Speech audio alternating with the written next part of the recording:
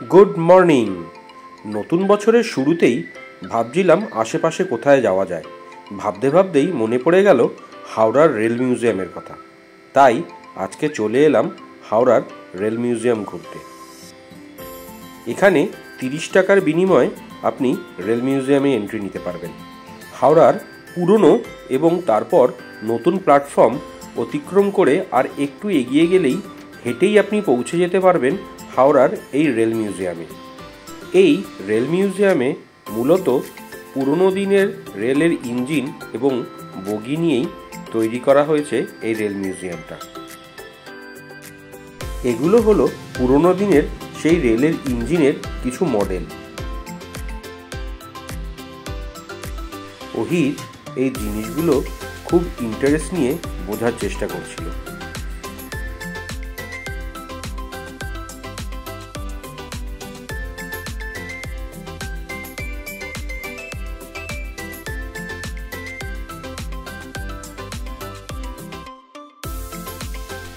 এই ট্রেনটাকে দেখুন, সেই কাঠের ট্রেন, সেই ব্রিটিশ আমলের। দেখে সেই হ্যারি পটারের গল্পটার কথা মনে পড়ছে না? আমার তো সেরকমই লাগছিল। হ্যারি পটার এরম ট্রেনে করেই তার স্কুলে যাচ্ছিল। এগুলো সবকটাই সেই ব্রিটিশ আমলের সময়ের ট্রেন। এই যে ট্রেনটার বগি দেখছিলেন, ওটা ছিল ফার্স্ট ক্লাস কামরা।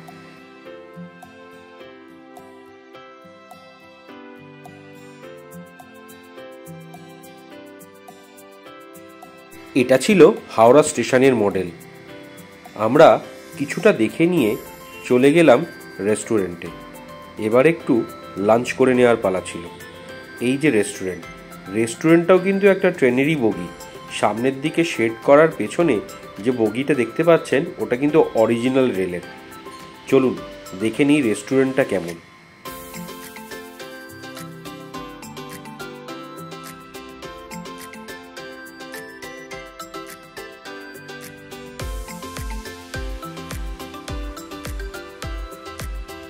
রেস্টুরেন্টের ভেতরে ঢুকলেই বাঁহাতে রয়েছে বেসিন। এই হলো বেসিন। এটা কিন্তু দেখে নিশ্চয়ই বুঝতে পারছেন রেলের একটা বগি। এবারে দরজাটা খুললে ভেতরে রেস্টুরেন্ট। ভেতরে বসলে যেহেতু এসি চলছে তাই 20% এক্সট্রা চার্জেস লাগবে, আর বাইরে সেই চার্জেসটা লাগবে না। তো আমরা ঠিক করলাম ভেতরেই বসবো, নালে ট্রেনে বসার সেই মজাটা পাওয়া যেত না।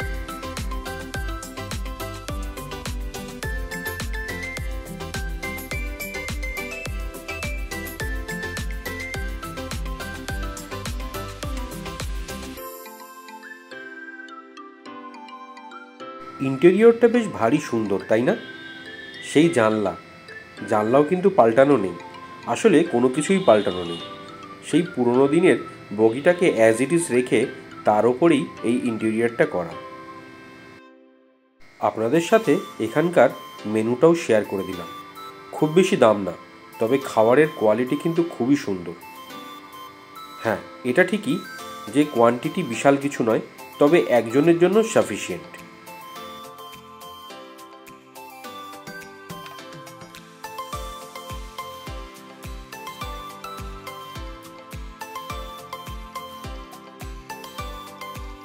আমরা নিয়েছিলাম chicken pasta with mixed sausages, সাথে ছিল ফ্রাইড রাইস এবং চিলি ফিশ, আর ওহিতের পছন্দের ছিল সেই নান এবং সুইট লাইম সোডা। লাঞ্চের পরে আর একটা সাইডে ঘুরতে এসে দেখলাম এদিকে কিন্তু কোনো ব্রিটিশ আমলের ট্রেন নেই বা ট্রেনের কোনো বগিও নেই। এদিকে রয়েছে স্বাধীনতার পরের ট্রেন এবং তার বগিগুলো। এই দেখুন, সামনে যেটা দেখা যাচ্ছে এটা হচ্ছে রেল বাস। এই সময় ওই টাইপের নাকি বগি ছিল, আর এটা হচ্ছে ট্রেনের ট্রেন।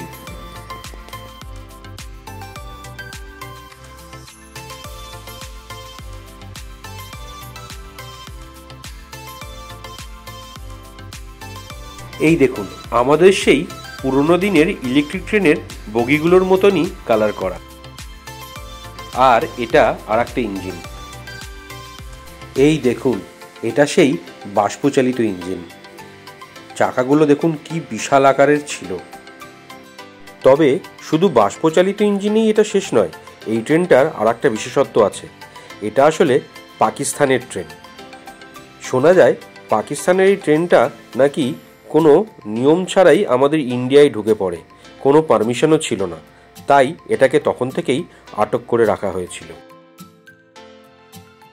আমার ছেলেরও তখন একটু ইচ্ছা হয় এই ট্রেনটা একটু চড়ে দেখবে, তাই জন্য সে ট্রেনের ওপরে চড়েই বসল।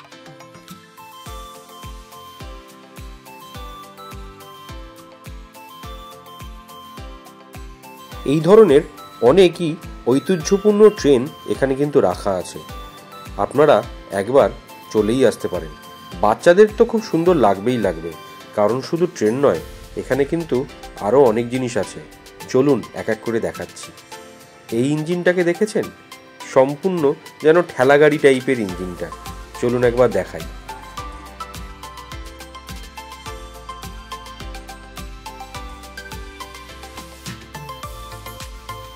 আর এটা ছিল টয় ট্রেনের স্টেশন। ওই যে আসছে টয় ট্রেন, আমরা টয় ট্রেনও চড়লাম।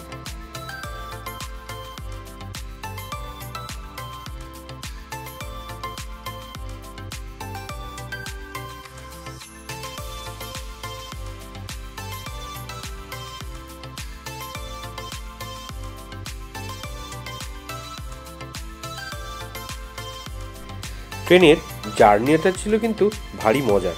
অল্প সময় চড়ায় কিন্তু খুব মজা লাগে। ট্রেনের ভাড়া এটাও মাত্র 30 টাকা। আসতেই পারেন, চড়তেই পারেন।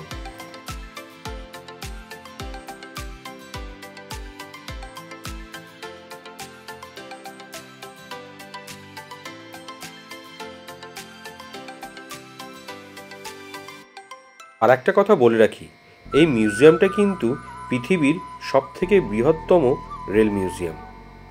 এছাড়াও ইন্ডিয়াতে আরও রেল মিউজিয়াম আছে, যেমন ঘুম স্টেশনের কাছে একটা ছোট্ট রেল মিউজিয়াম আছে, বাট এটার মতো নয়। এটা যদিও খুব বেশি বড় জায়গা নয়, কিন্তু তবুও পৃথিবীর বৃহত্তম। আমরা আবার এই কলম্বাস নৌকাটাও চড়ে নিলাম। এটাতে ভাড়া নেয় 50 টাকা মাথা পিছু। মজা করবার জন্য কিচ্ছু ছাড়িনি কিন্তু।